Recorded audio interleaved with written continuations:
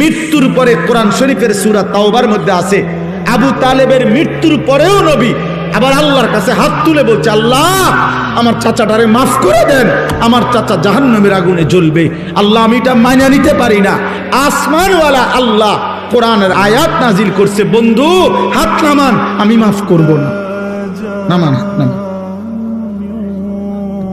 খোদার কসম এটা কোরআন শরীফের আয়াত। হাত নামান, আমি মাফ করব না রে বন্ধু। কার হাত নামাইছে? কার হাত বুঝছেন? কার হাত? আপনি বুঝছেন উনি কেডা? আপনি বুঝেন উনি কে? আল্লাহর কি হয় জানেন? কলজাটা, কলজা, ওই মালিকের কলজার টুকরা এটা। তিনি মাহবুব, তিনি হাবিব, এই কায়নাতে এর চাইতে প্রিয় ওনার কে? তো তার হাত নামাই দিছে বেটা,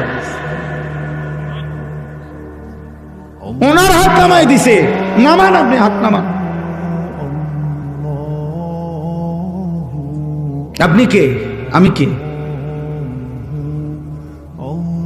বেশি খামখেয়ালি মনে করেন আপনার। ইব্রাহিম আলাইহিস সালাম কোরআন শরীফে আছে, ইব্রাহিম আলাইহিস সালাম ওনার আব্বা আজরকে জাহান্নাম থেকে বাঁচাবার জন্য কত লক্ষবার যে কাকুতি মিনতি করছে কোরআনের মধ্যে আছে। শত শতবার ইয়া আবাতি, ইয়া আবাতি, ইয়া আবাতি, ইয়া আবাতি কোরআন শরীফে আছে। আব্বা, এই আব্বা, এই আব্বা, আব্বা আপনি ইমান আনেন, ওই বাপ ইমান আনেন, বাপ ইমান আনেন, ইমান আনেন, ইমান আনেন। আপনার জাহান্নামের আযাব ধরে ফেলবে রে আব্বা, আপনি শয়তানের গোলামি করেন না রে আব্বা। এইভাবে বলছেন। আসমানওয়ালা বলছে, ইব্রাহিম খলিল হইতে পারো তুমি আমার, আমি তোমার বাপের হেদায়েত দেব না।